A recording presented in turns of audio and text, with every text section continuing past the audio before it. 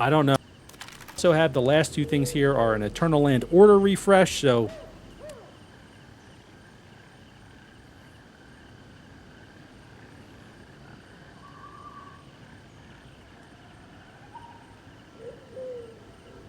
Hey,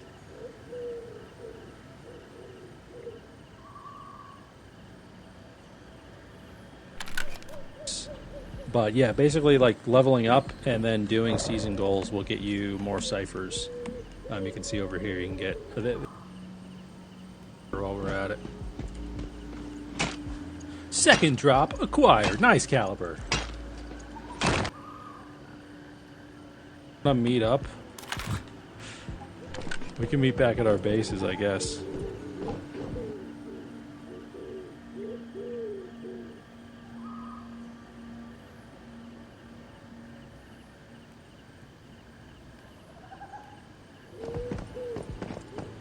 Oh, it's a pack plus a weapon you send. Oh, interesting. Okay.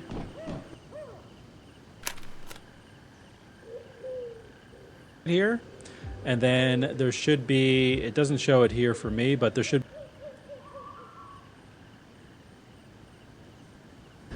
doesn't talk from what I've seen. I guess it's like kind of like Destiny.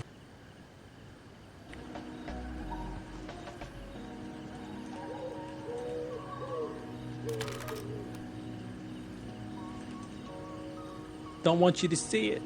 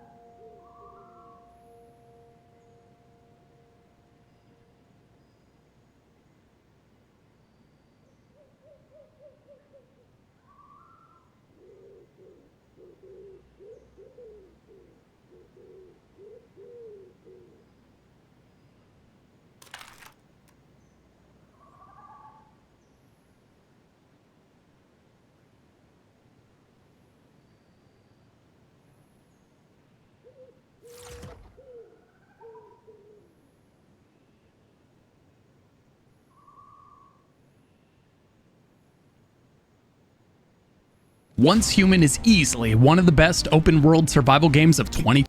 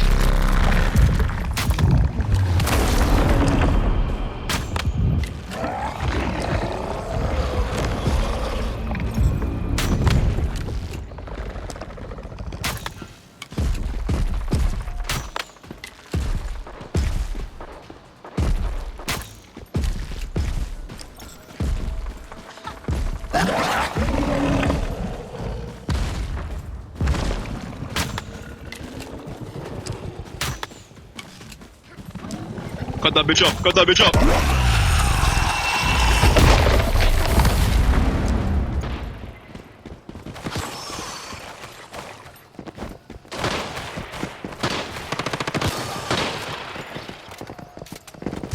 Fucking O-flats.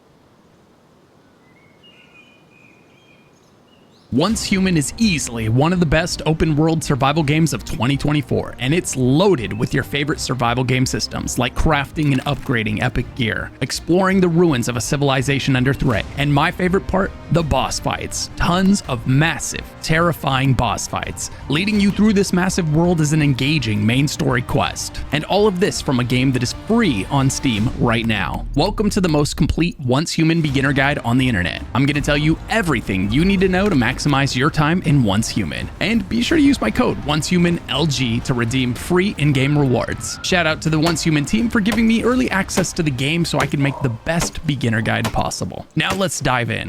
Now the first thing that we should go over is progression in this game. What is and all of this from a game that is free on Steam right now. Welcome to the most complete Once Human beginner guide on the internet. I'm going to tell you everything you need to know to maximize your time in Once Human. And be sure to use my code ONCEHUMANLG to redeem free in-game rewards. Shout out to the Once Human team for giving me early access to the game so I can make the best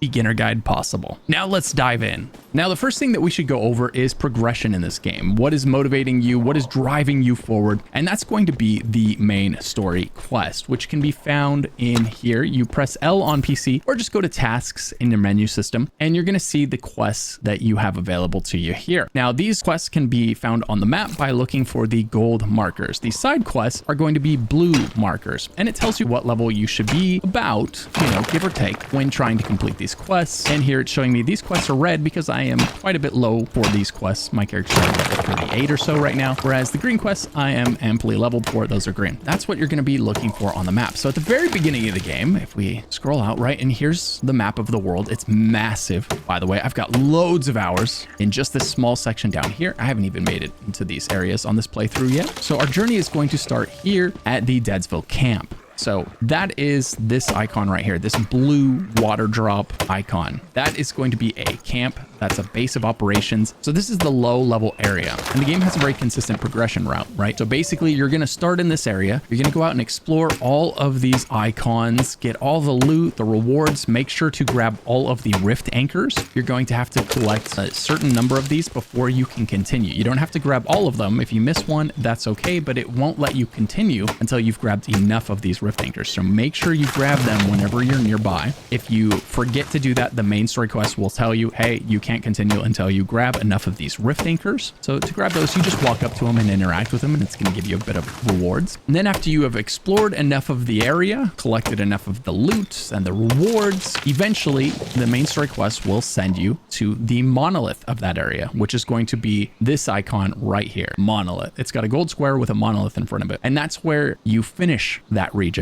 So it starts here at the camp, which is going to be the hub of the main quest for the area, and then eventually it sends you to the monolith, and that's when you're going to fight the big bad boss for that area. And it's going to be a really fun and engaging boss fight. So whenever you head to a monolith, make sure you take lots of heals, lots and lots of ammunition. Make sure you upgrade your gear, upgrade your weapons. Make sure you are ready before you head into that monolith, because these fights are big, right? The bosses have a lot of health and they don't go down super easy. It's going to be a good challenge, a good fun challenge. So go in prepared, and don't worry, we're going to go over how to do all of the things I just mentioned, from crafting weapons to upgrading weapons to using attachments, calibrating your weapons. All of that stuff we're going to talk about in this video. Now, after you complete that monolith, the main quest is going to say, hey, now go to the next hub, the next camp. So you're going to make your way through this post-apocalyptic world to the next camp. And here this says it's level 15. And of course, then you've got similarly leveled areas around it that you're going to be exploring, collecting the rift anchors, doing the side quests that you find in the areas, collecting loot, upgrading, and eventually when you've done enough in this region, it's going to send you to the next final boss at the monolith, right? So that's how this game's progression kind of works. So each time you go to the next hub, the next zone in the map, if you will, it is all seamless. There's no load screens or zone walls or anything like that. But each time you go to a new area and a new city hub, that's going to be where you unlock the next tier of materials so that you can create the next tier of items. So anytime you're trying to craft a better item and you're like, oh man, how do I get to tier 2 when I'm only at tier 1? The answer is going to be finish the region you're in, go to the next region,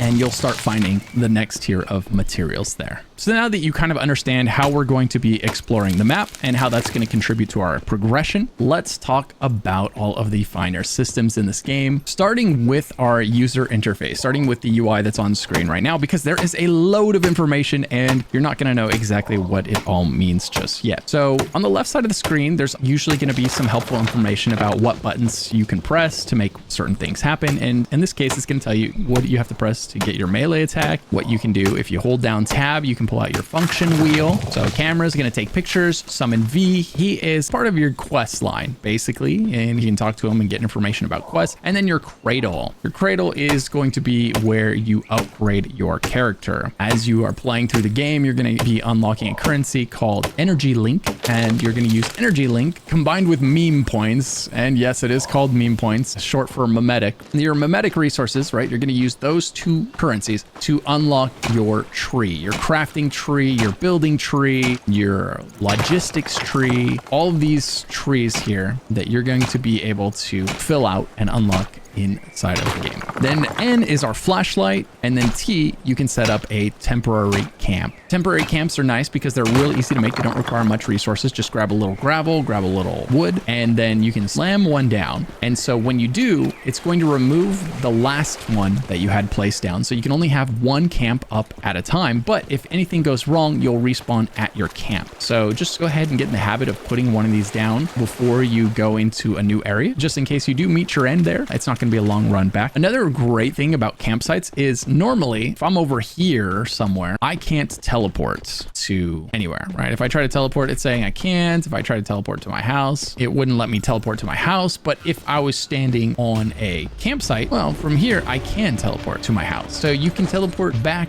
to your base that you've built from a campsite. So if you ever find yourself far away from home, just know that you don't have to run all the way back. You can just slam down a campsite and then open up the map and teleport back to your house. You can also do a little bit of crafting with your bare hands here, and you can do some basic gear crafting. This isn't something you're really going to utilize all that much once you get later into the game and you have benches in your house that are capable of crafting much better gear. So the main purpose of the campsite is really just going to be as a respawn point and as a way to fast travel back to your base. Now let's bring our attention to the bottom middle of the HUD here, where you can see our health bar. That is the gray bar. And then to the right of that, you'll see this kind of fluidic gray bar, right? There's something going on there. That is my sanity or my insanity as it builds up. So while you're playing this game, you're going to be exposed to all types of horrifying creatures, monsters, and life. You're going to be walking in areas where you're going to be encountering the stardust, and it's going to be draining your character's sanity, which effectively eats away at your max health pool. So normally my max health would be able to go all the way to the end of that bar, but right now I'm losing about 30% of my health, my max health, to my sanity. So the way that we would fix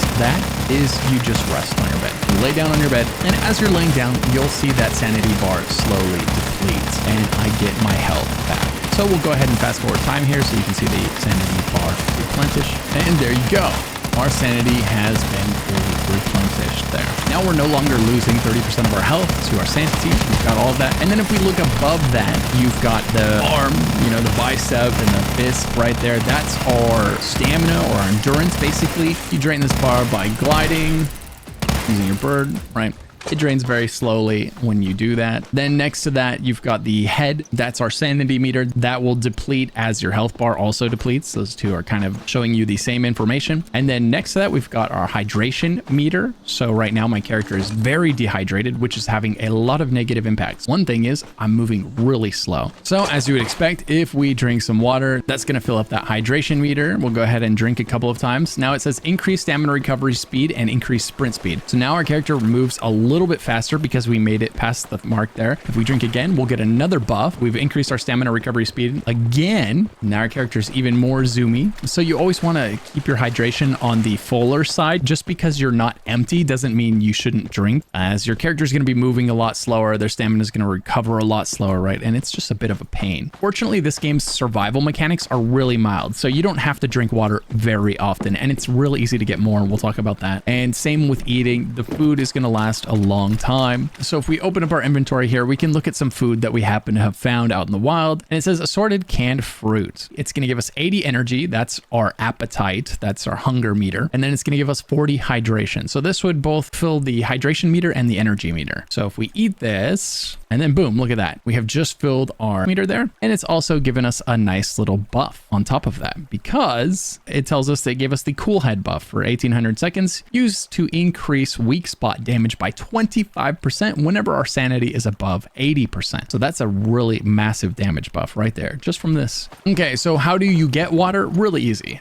Really easy. You just come to any water source and you say, collect dirty water. This is dirty water, so you're not going to want to drink this. And then once you've collected enough of that, you just head to a stove and you're going to boil it. Come here, we'll go to our stove and boiled water, boom. Now we say, go ahead and make that. It's just going to use a little bit of wood, and it's going to use the dirty water that we found, and boom, we're going to have ourselves some nice clean water. You can see there, one of my deviations came over and started cooking for me, handling that process. You don't ever have to stop and stand somewhere for something to cook, but your deviations can assist in the process for you. Okay, now if we look at the stove down here at the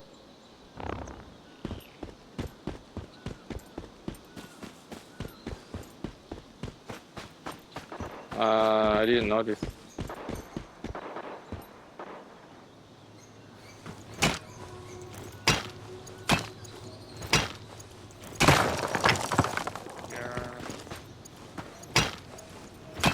Yeah. I think it's an indicator nearby or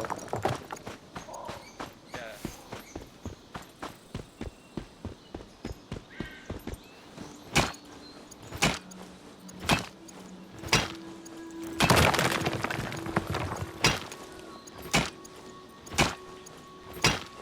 Oh yeah, I think it's in the indicator.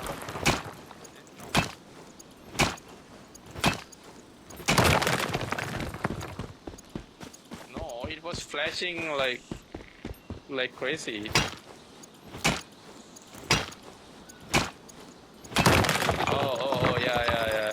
I think it's because the big monster here. There was a monster here. The monster is here. The big guy. See, see, it's intense now.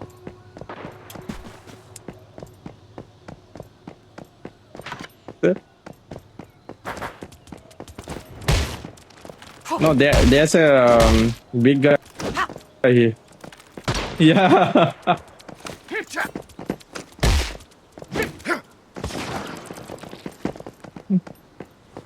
Yeah, it is. No big great. Yeah, it gives so much things. Decent goal.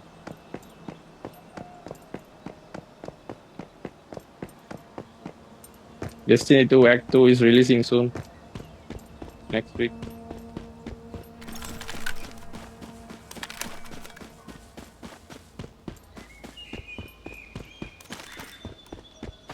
Huh?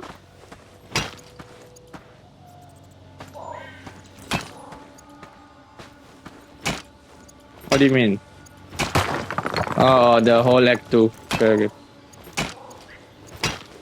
That's good.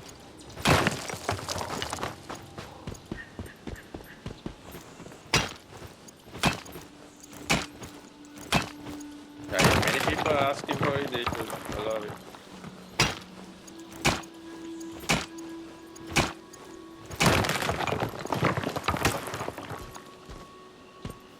Partnership is not easy. I mean, the Salvation Edge is not easy.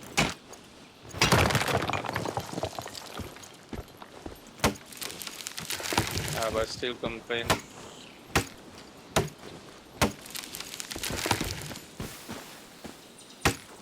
You can't find the last weapon. It's upstairs. Do I get up there? Nah, I know. I just want to complete.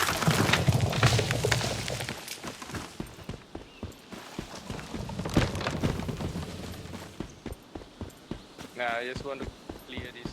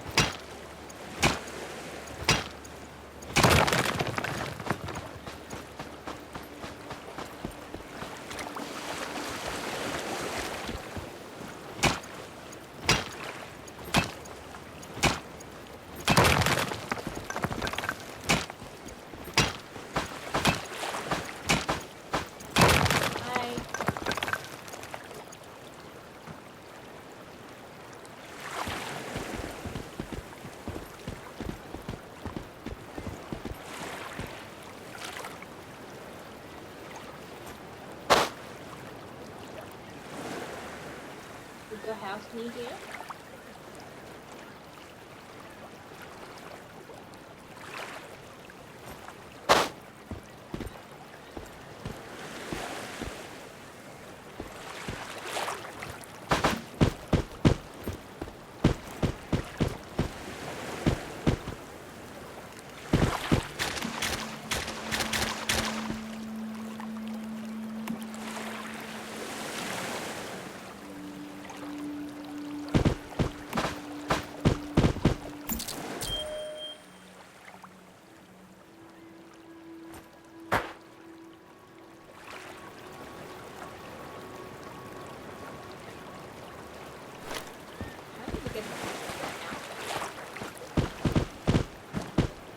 Ugly, but it's what I have.